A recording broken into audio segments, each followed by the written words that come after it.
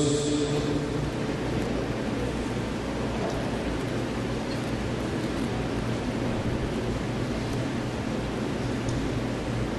título da lição que estudaremos hoje é Daniel, nosso contemporâneo.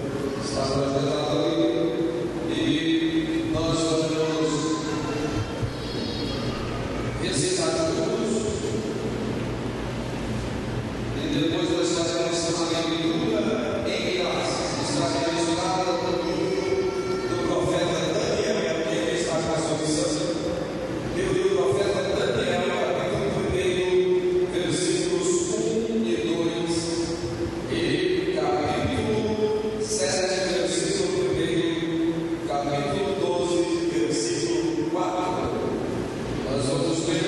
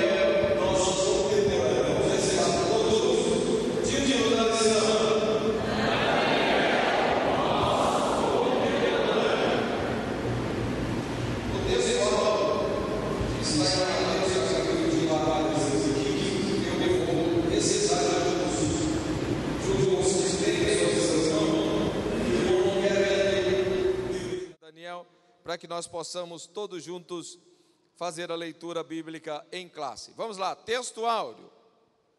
Quando, pois, virdes que a abominação da desolação de que falou o profeta Daniel está no lugar santo, quem lê que entenda. Mateus capítulo 24, versículo 15. A verdade prática diz: Daniel é um exemplo de perseverança na fidelidade a Deus e de integridade moral, estimulando-nos a confiar no projeto divino. Vamos à leitura em classe. Eu leio o versículo 1 do capítulo 1 de Daniel, os irmãos leem o segundo. Eu vou ler o versículo 1 do capítulo 7, os irmãos leem o versículo 4 do capítulo 12. No ano terceiro do reinado de Jeoaquim, rei de Judá, veio Nabucodonosor, rei da Babilônia, a Jerusalém e a sitiou.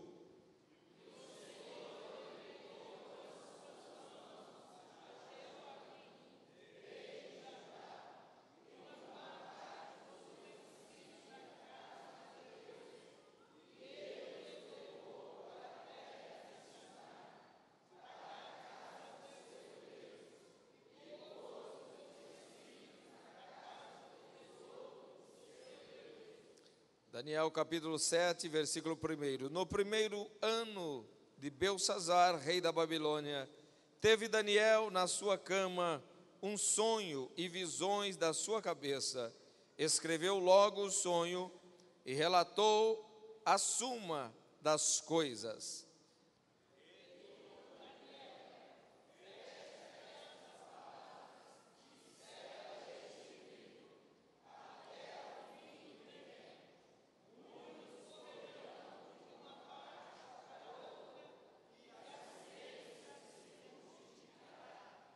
Amém.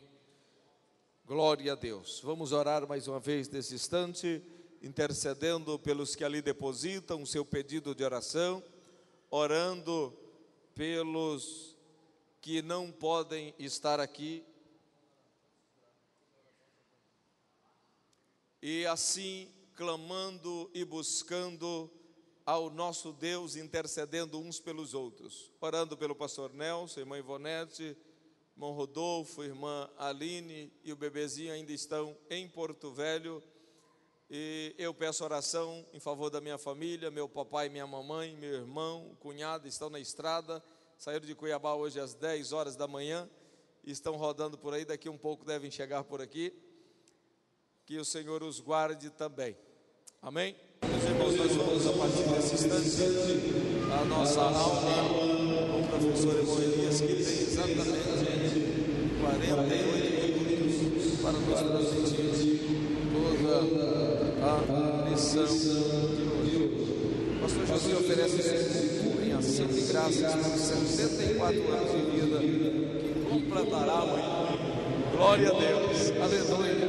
Deus continue abençoando o pastor José. Está conosco com carta de recomendação, vindo de Ji-Paraná,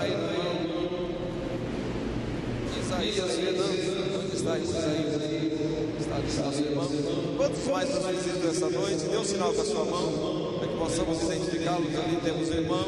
Mais alguém? Lá atrás temos mais alguém. Vamos dizer que eles são bem-vindos no nome de Jesus Cristo.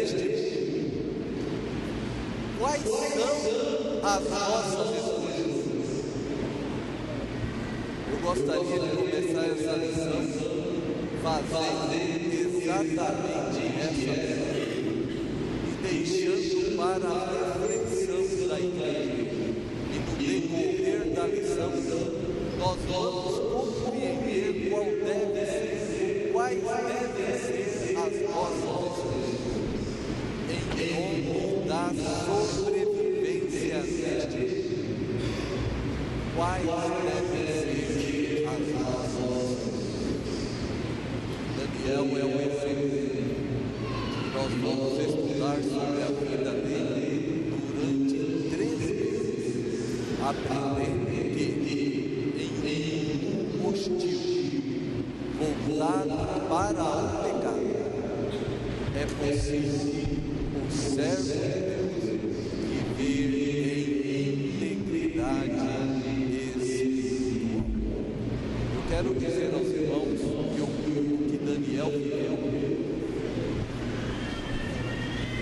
não é diferente dos nossos dias, com relação à influência do pecado. Nós estamos caindo numa cilada maligna que diz que as coisas estão difíceis porque os tempos são outros. E parece que viver neste presente século de forma íntegra na presença de Deus, para alguns parece ser difícil. E Daniel é o exemplo que, mesmo influenciado e governado pelo pecado, é possível ter uma vida íntegra na presença do Senhor. A verdade prática, queridos irmãos, ela nos diz que Daniel é um exemplo de perseverança na fidelidade a Deus e de integridade moral, estimulando-nos a confiar no projeto divino. Por quê? Porque ele viveu um mundo adverso, num mundo totalmente dominado pelo pecado. Daniel não vivia em uma nação aonde o culto oficial era a Jeová. Daniel vivia numa nação aonde o culto oficial era a deuses estranhos. Daniel não viveu num mundo de pureza sexual. Daniel viveu num mundo aonde o comportamento sexual fazia parte do culto a demônios. A liberdade sexual imperava em toda a nação. Daniel não viveu num mundo aonde ele desfrutava de total liberdade. Porém, ele foi um homem que encontrou toda a liberdade para se relacionar com Deus. Daniel viveu num mundo aonde era proibido orar a Deus. Porém, ele orava ao Senhor 3 vezes ao dia. E mais do que isso, de janelas abertas. O trimestre é extraordinário, queridos irmãos, para firmarmos a nossa fé no Senhor nosso Deus e assumirmos o compromisso de, mesmo em tempos difíceis, ser fiel ao Senhor nosso Deus. Porque assim como Daniel confiou nos projetos divinos, nós também devemos confiar nas promessas do Senhor Jesus Cristo, que estão todas registradas no livro sagrado. A palavra-chave que vai nortear todo o tema, toda a lição é providência. O que é providência na lição que estamos estudando?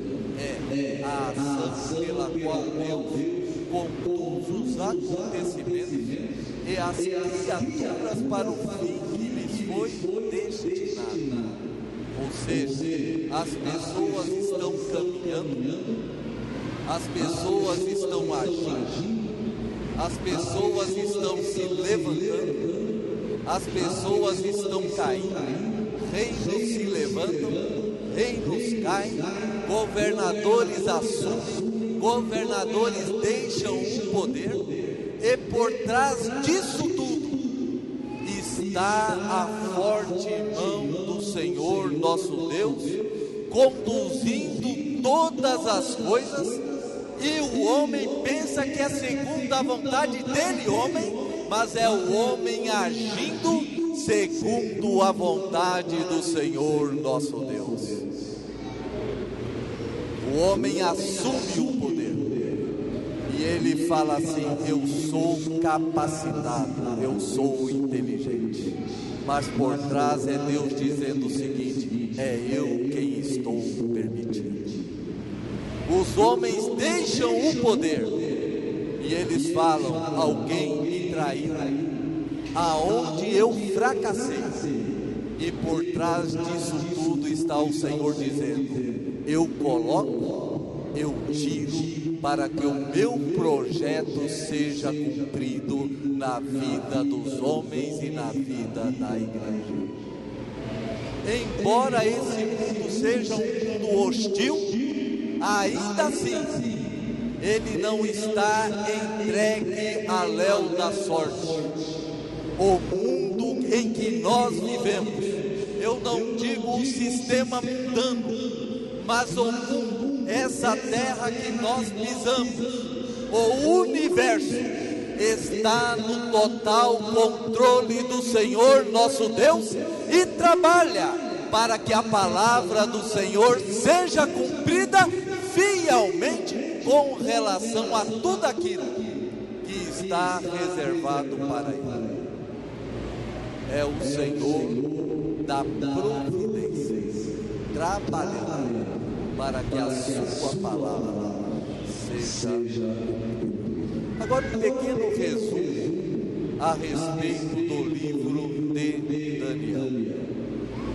Daniel é o autor, foi ele quem escreveu o livro que leva o seu nome. O tema do livro é a soberania de Deus na história. E no decorrer da lição, os irmãos vão compreender isso. E vocês podem, os irmãos podem pensar assim: mas será que era a vontade de Deus que o povo de Israel fosse para o cativeiro? Era a vontade de Deus, mas a vontade de Deus era também que o povo voltasse do cativeiro, assim como o povo voltou. Por isso, queridos irmãos, no decorrer da história, Deus manifesta a sua soberania. E o livro de Daniel foi escrito cerca de 536 a 530 antes de Cristo. Qual o propósito do livro de Daniel?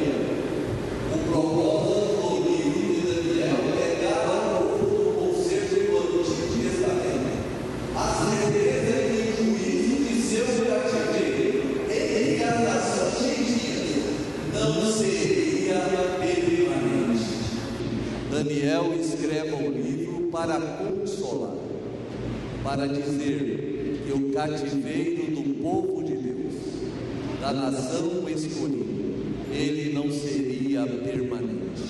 Ele teve data para iniciar segundo a vontade de Deus e também tem data para terminar segundo a vontade de Deus. Mas não só para a nação de Israel, para o povo da antiga aliança, mas também deixar um legado ao povo de Deus no decurso da sua história, as visões proféticas da soberania de Deus sobre as nações. Querido irmão, glorifique o nome do Senhor nosso Deus. Deus está no controle de todas as coisas. O olhar de Deus e a forte mão do Senhor está conduzindo todas as coisas. Os personagens centrais do livro de Daniel são dois. Daniel, o moço que foi levado para a Babilônia, e Nabucodonosor, o grande imperador da Babilônia. Os principais acontecimentos são esses. Um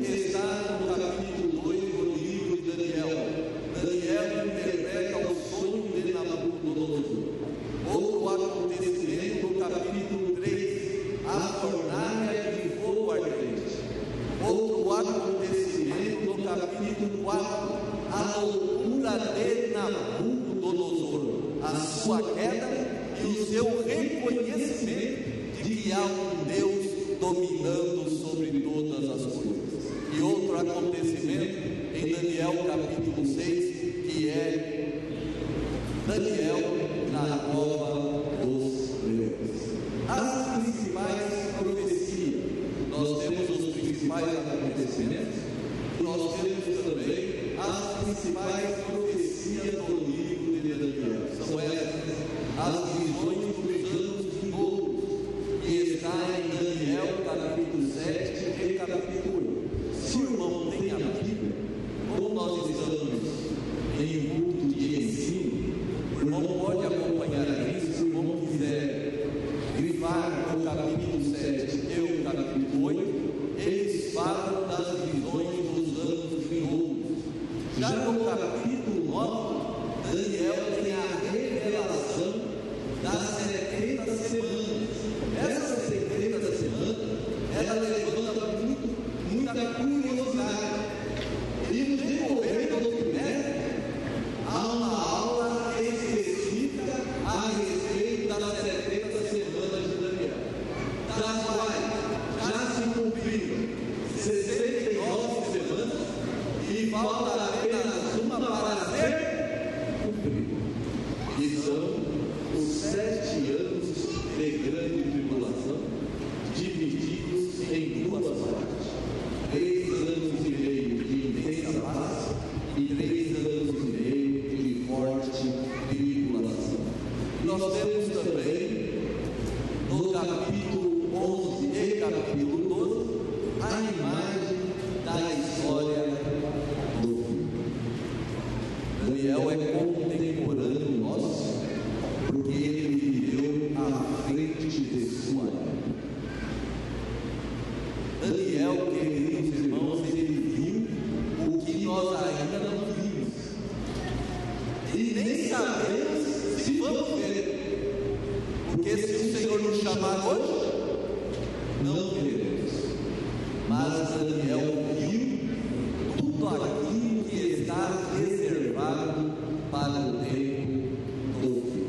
Por isso, a introdução da nossa lição nos diz o seguinte: a contemporaneidade de Daniel diz respeito ao fato que as visões e revelações concedidas por Deus a ele têm uma abrangência profética aos nossos tempos. Desde o período do cativeiro babilônico, passaram-se aproximadamente 2.500 anos, e o profeta Daniel é indiscutivelmente um profeta que não ficou restrito ao passado. Por isso, o livro de Daniel é considerado o Apocalipse do Antigo Testamento. O Senhor já na antiga aliança revelou através do profeta Daniel as coisas que iriam acontecer em nossos dias. Alguma coisa do que Daniel falou já aconteceu, e outras estão por acontecer. Porém, Daniel falou dos nossos dias. No decorrer da lição, os irmãos vão ver e vão perceber, por conhecimento bíblico, que nós estamos vivendo estes últimos dias que Daniel anunciou na antiga aliança. Por isso, João, o apóstolo do Senhor, o escritor do livro do Apocalipse, falou abertamente a respeito dos últimos acontecimentos, sempre dizendo: quem tem ouvidos, o que o Espírito é tempo, queridos irmãos, de não darmos ouvido às ofertas do mundo. É tempo, queridos irmãos, de não darmos ouvidos aos novos tempos. É tempo de darmos ouvidos à voz do Espírito Santo, que nos alerta e nos ensina que Cristo está às portas. Agora, para compreendermos todo o cativeiro de Israel, que se iniciou durante o Império Babilônico, é preciso compreendermos a formação da nação de Israel. Agora, apenas para que os irmãos tenham a exata noção de que nós estamos vivendo os últimos dias, abram lá em Daniel, capítulo 9, versículo 27.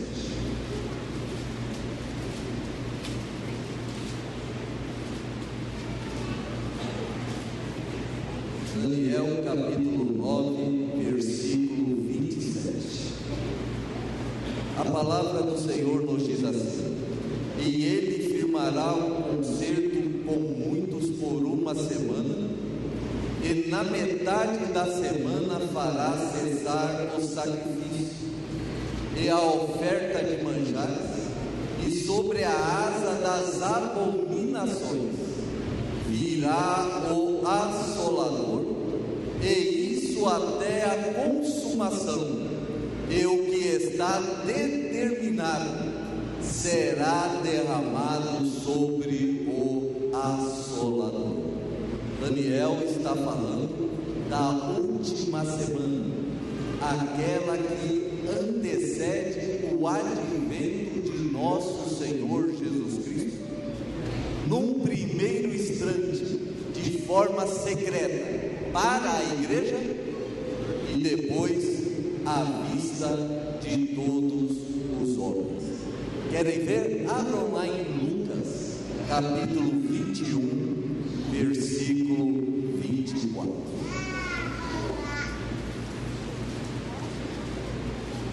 Ali foi Daniel quem falou.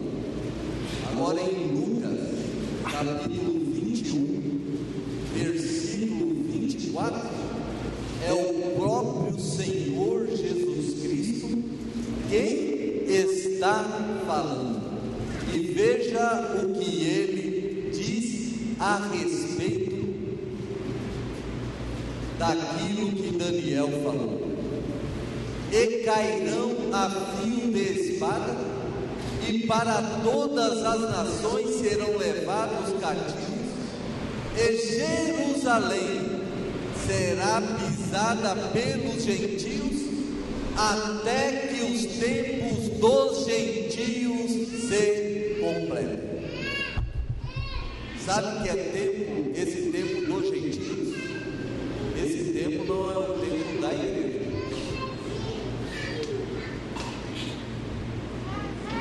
Esse é o tempo dos gentios.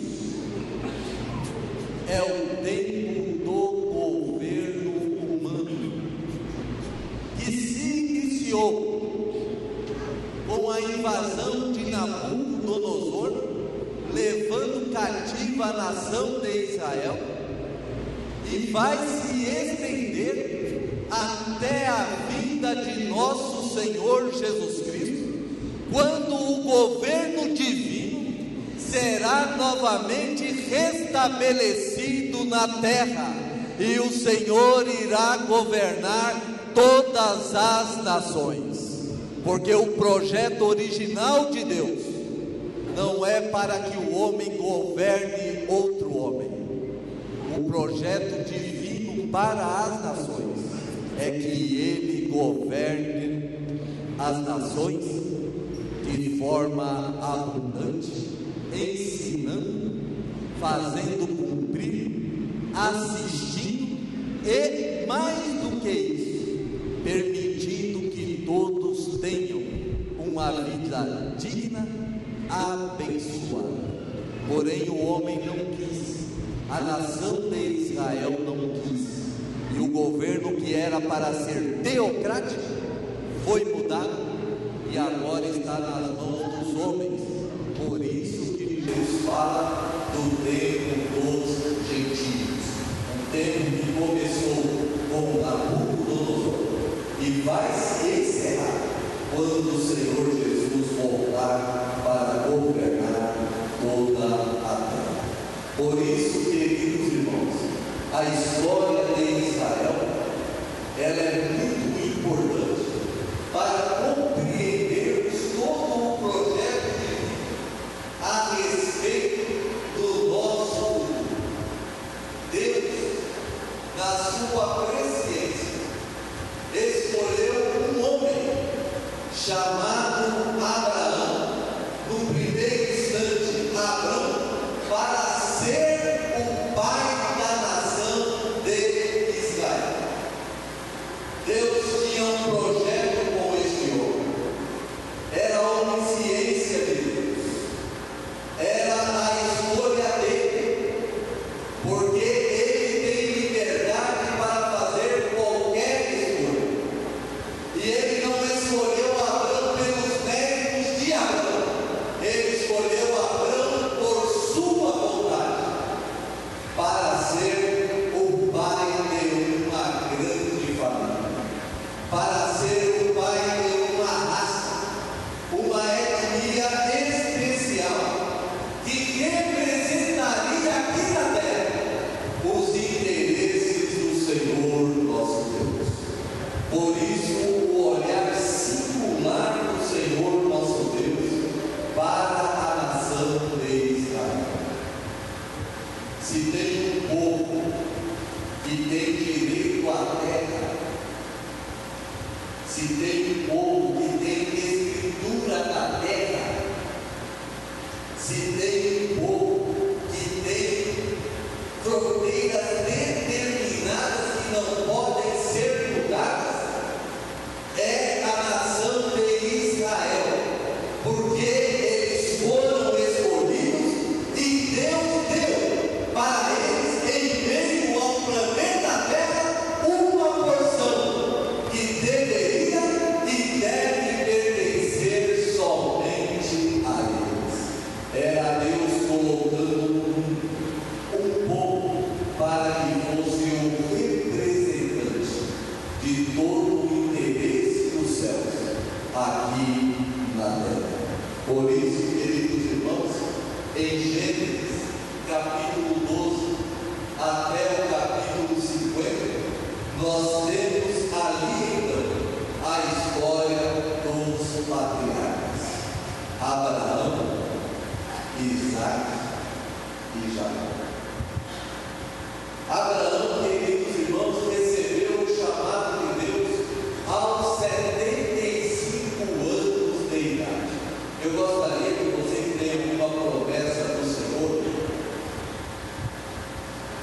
Vamos fazer a aplicação da nossa lição.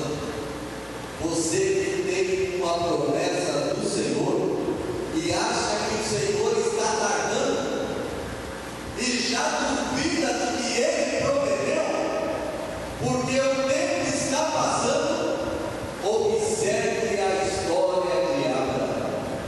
Abraão foi chamado por Deus aos 75 anos de idade. Deus, queridos irmãos, nessa idade, fala para Abraão que ele teria um filho. Também anuncia a Abraão, e isso está em Gênesis capítulo 15, versículos 1 a 21. No início da história da nação de Israel, através de Abraão, Deus anuncia para Abraão: olha, vocês vão ficar cativos no Egito durante 400 anos, mas eu vou vos tirar de lá.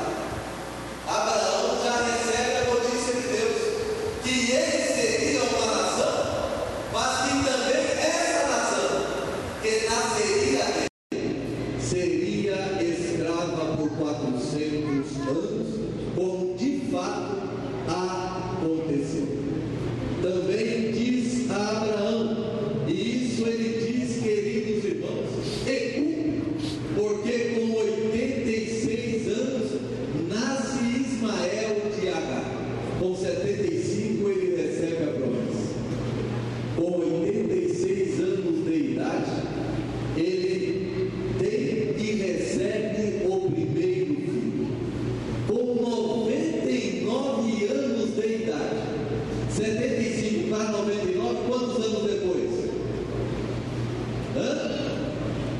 24 anos depois, Deus não cumpre a promessa, Deus reafirma a promessa. Abraão já está com 99 anos de idade. E aí, queridos irmãos, Deus muda o nome dele de Abrão para Abraão. E Deus faz uma aliança com Abraão. Deus também muda o nome de Sarai para Sara, esposa de Abraão. Tudo isso em Gênesis capítulo 17, versículos 1 a 15. Já no versículo 16 do capítulo 17 em diante, Deus fala do nascimento de Isaac. Mas Abraão duvida da promessa, porque ele recebeu a promessa com 75 anos de idade. Abraão duvida, já tem 99 anos, ele duvida da promessa. Mas nos versículos 18 e 19, no capítulo 18, versículo 10, Deus confirma a promessa. Mas Sara duvida. Veja que coisa interessante, é o zelo de Deus em cumprir as suas promessas, mesmo o homem não crendo, mesmo o homem duvidando. E Sara agora duvida, mas eis que Abraão com 100 anos de idade e Sara com 90 anos, Deus cumpre a promessa. E Isaac nasce para a glória do Senhor nosso Deus. O projeto iniciado por Abraão passa por Isaac. E Abraão então morre com 175 anos de idade. Isaac cresceu. Antes era só Abraão, agora é Abraão e Isaac. Agora tem dois. Pois para uma grande nação parece muito pouco. E Isaac casa-se com 40 anos de idade. Qual era mesmo o nome da esposa de Isaac? A linda Rebeca. No encontro com Isaac, o tipo do encontro da igreja com Cristo. Rebeca, queridos irmãos, assim como Sara, era estéril, não podia gerar filhos, mas Deus tinha uma promessa de fazer de Abraão o pai de uma grande nação. O que é a impossibilidade do nascimento, se Deus quer dar um filho ao homem? O que é o ventre cerrado, se Deus quer abençoar com o nascimento de uma criança? E Isaac, queridos irmãos, esperou 20 anos para ter os seus filhos. Os filhos de Isaac nasceram quando ele tinha 60 anos de idade. Qual eram os nomes dos filhos de Isaac? O primogênito, Ismael. E o segundo filho, o pequeno Jacó. Desculpa.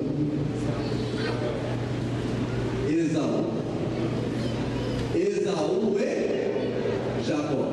Ismael é filho de Abraão com Agar. Bom, nascem os dois filhos de Isaac. Isaac, queridos irmãos, confiou no Senhor. Morreu Isaac com 180 anos. E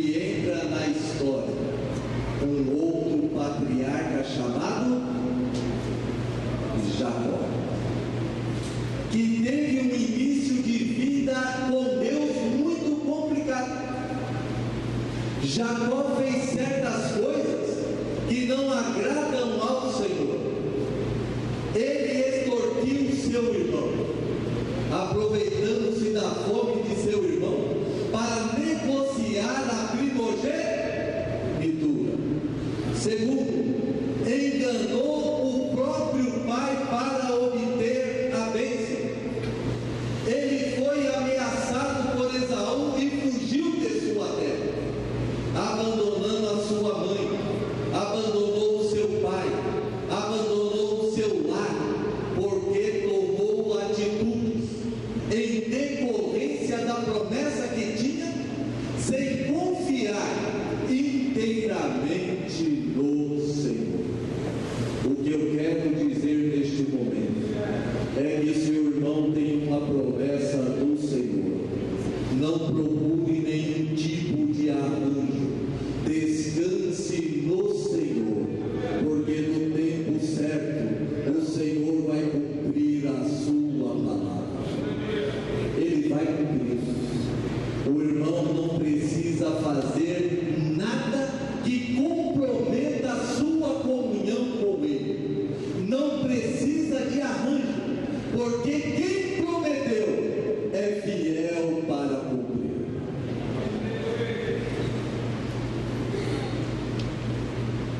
E aí ele foi separado de sua família, separado de seu lar. Mas, queridos irmãos, Deus não abandonou Jacó. Jacó fugiu, se escondeu, mas Deus não o abandonou. Jacó, queridos irmãos, viveu, mesmo tendo as promessas do Senhor, 20 anos no exílio. Ele trabalhou no exílio 7 anos por Léia, 7 anos por Raquel, e 6 anos de forma remunerada. 14 anos por 2 esposas, e 6 anos para adquirir os primeiros bens de sua vida. Mas, queridos irmãos, em Gênesis capítulo 23, nós temos a grande mudança na vida de Jacó.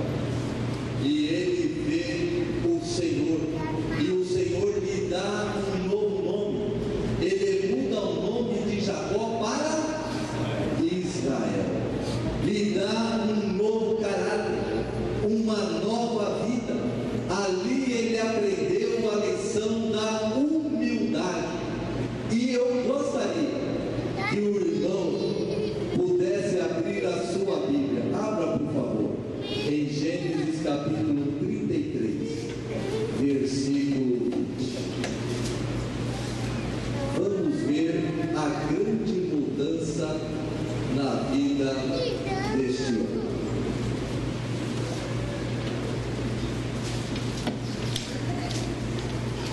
O Senhor mudou o nome de Jacó para Israel. Veja o que ele quis. E levantou ali um altar e chamou-lhe Deus, o Deus de Israel. Agora Jacó estava convertido ao Senhor. O Senhor Deus, Criador de todas as coisas, é o meu Deus. Porque ele, o nome dele agora era Israel. E nele o Senhor iria cumprir toda a sua promessa. Na descendência de Jacó, queridos irmãos, nós temos então a apresentação das 12 tribos de Israel. Jacó teve 3 esposas: Léia, Zilpa e Raquel. E Bila também. E de Léia nasceu Rúben, nasceu também Simeão, nasceu Levi, nasceu Judá, nasceu Isacar, e nasceu Zebulon, e nasceu também Diná. Mas, queridos, de Zilpa nasceu Gade, nasceu Azer,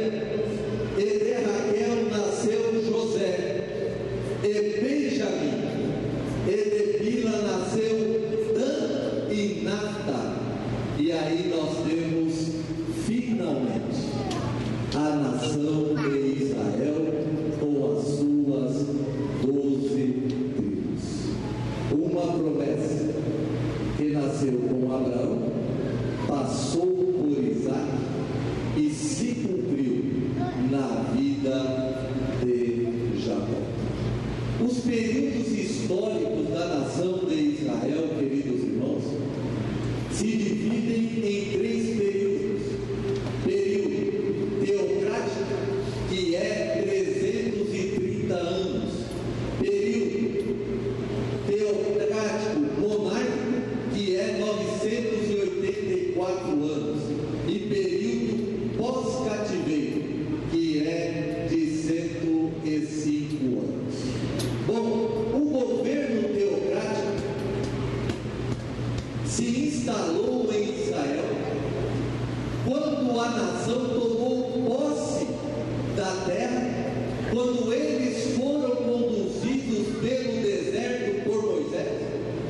Moisés foi substituído por Josué, e Josué introduz o povo na terra da promessa.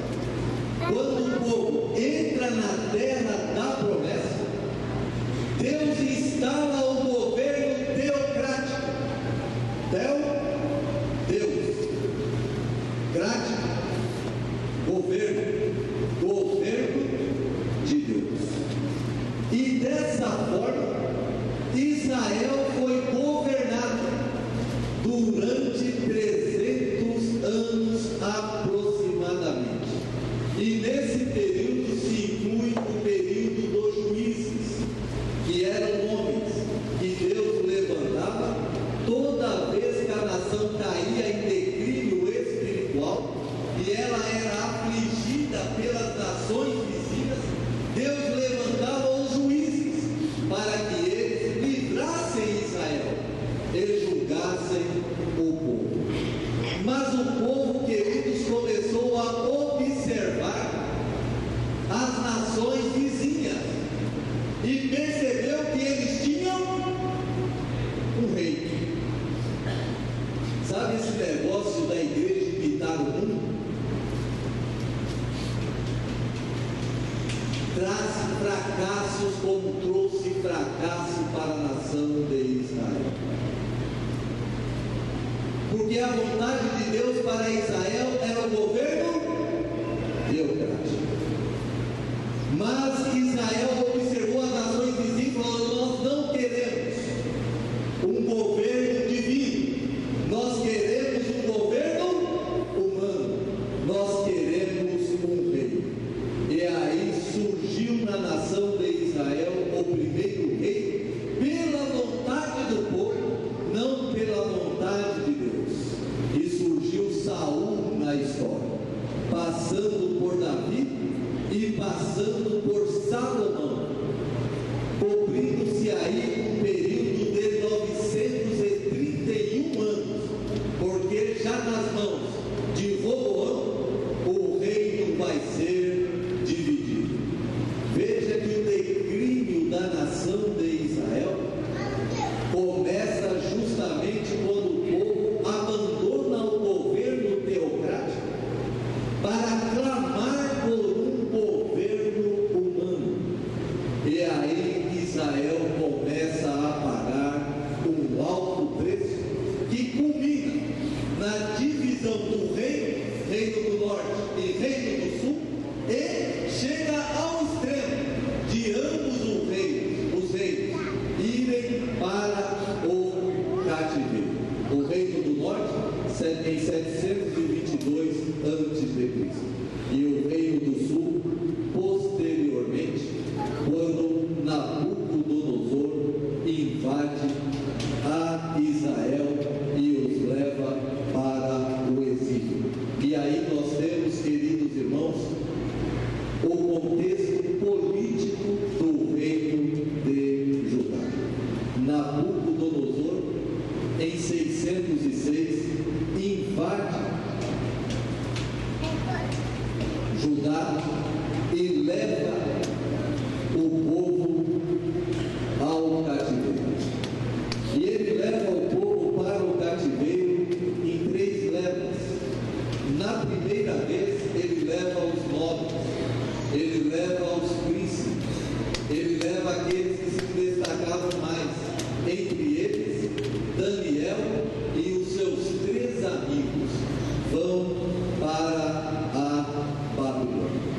Mas, queridos irmãos, Daniel, mesmo sendo levado para a Babilônia, para um reino aonde o declínio moral era muito grande, e a Babilônia havia saqueado todos os utensílios do templo de Israel.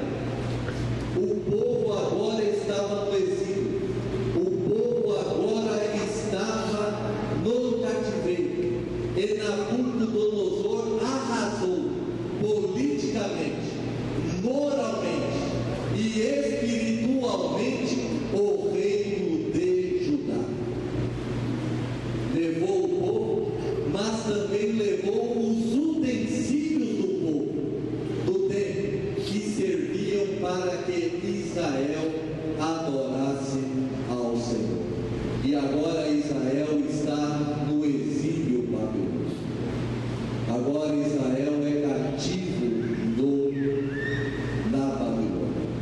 Isso nos ensina que quando uma liderança perde a intimidade por Deus e a credibilidade entre os homens, como aconteceu com os últimos reis de Israel, o preço a pagar é muito grande e a tragédia espiritual e moral é inevitável. A partir daí, nós temos os 70 anos de cativeiro na Babilônia. É nesse período que Daniel vai ser o homem de Deus que vai profetizar acerca das coisas dos últimos dias. Mas para que serviu o exílio babilônico? Para que serviu o cativeiro babilônico? Para que Israel fosse curado de toda a sua idolatria. O tempo de bênção na terra não serviu para que Israel servisse somente ao Senhor nosso Deus, mas Israel precisou da disciplina divina, porque Nabucodonosor não venceu a nação do reino de Judá por força própria. Nabucodonosor venceu o reino de Judá por permissão de Deus, que queria disciplinar Israel com relação à sua idolatria. E é no cativeiro que Israel volta a ter comunhão plena com o Senhor nosso Deus. Às vezes a provação nos vem para que tenhamos, queridos irmãos, uma melhor comunhão com o Senhor nosso Deus. Daniel é o autor do livro que leva o seu nome. Não há muita informação histórica a respeito de Daniel ou a respeito de sua família, apenas que ele era da linhagem real de Israel e foi levado para a Babilônia ainda muito novo, ainda muito jovem, mas ainda assim, mesmo sendo muito jovem, ele decide servir ao Senhor nosso Deus em meio ao povo entregue ao paganismo. Abra lá em Daniel capítulo 1, versículo 1.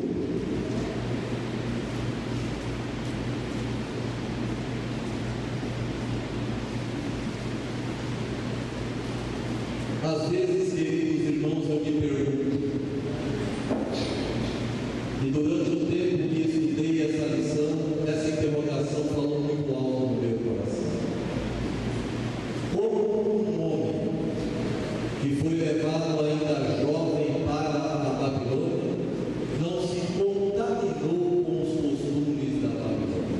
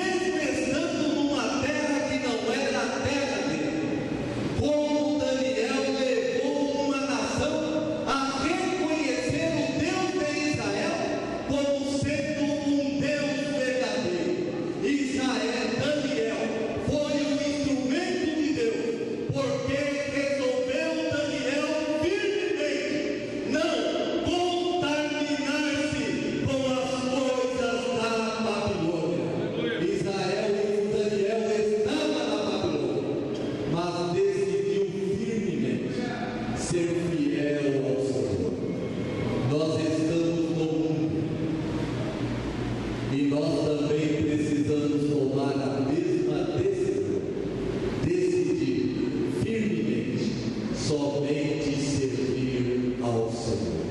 Por isso, queridos irmãos, o livro de Daniel é importante, porque ele possui dois conteúdos, o histórico e o profético. Nós também temos, queridos, a autoria e as características do livro. Indiscutivelmente, foi Daniel quem escreveu. E ele escreveu entre os anos 606 e 536. Iniciou na Babilônia e terminou em Suzã. Uma parte do livro foi escrita em hebraico, outra em aramaico, o dialeto da época. A seção do capítulo 2, versículo 4, até o capítulo 7, versículo 28, que foi escrito em aramaico. E aí nós temos então a introdução ao livro de Daniel. O que nos apresenta o livro de Daniel?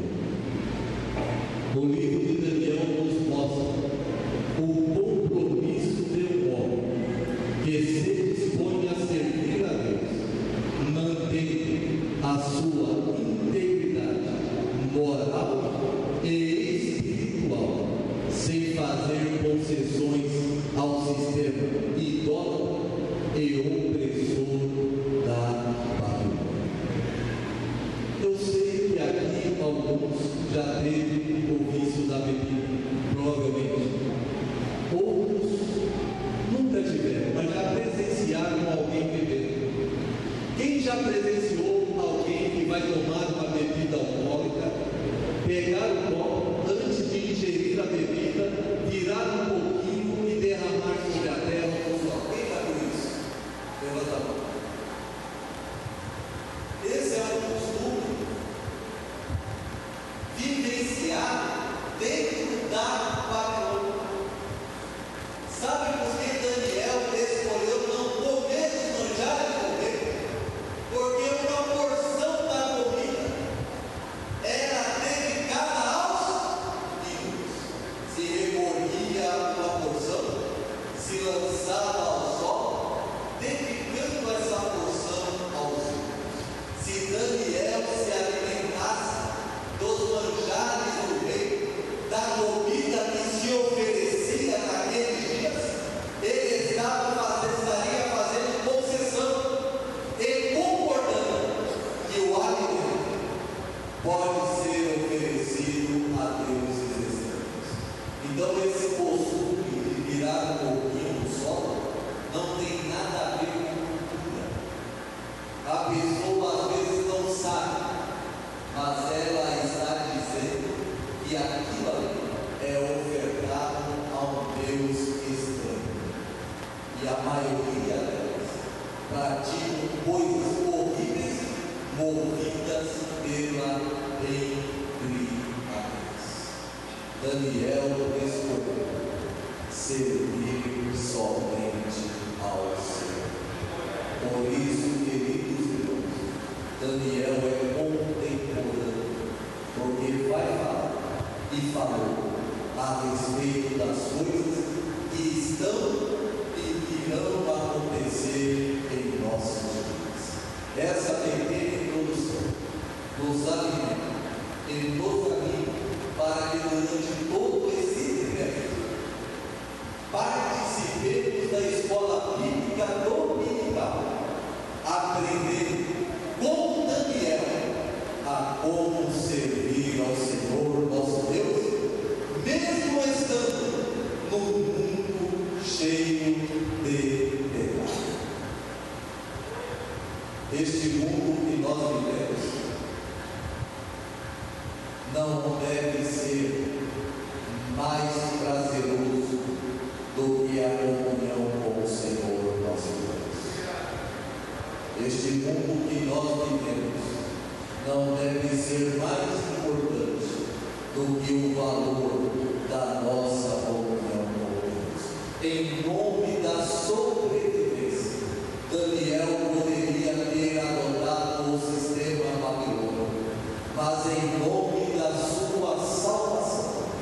em nome do Deus de Israel.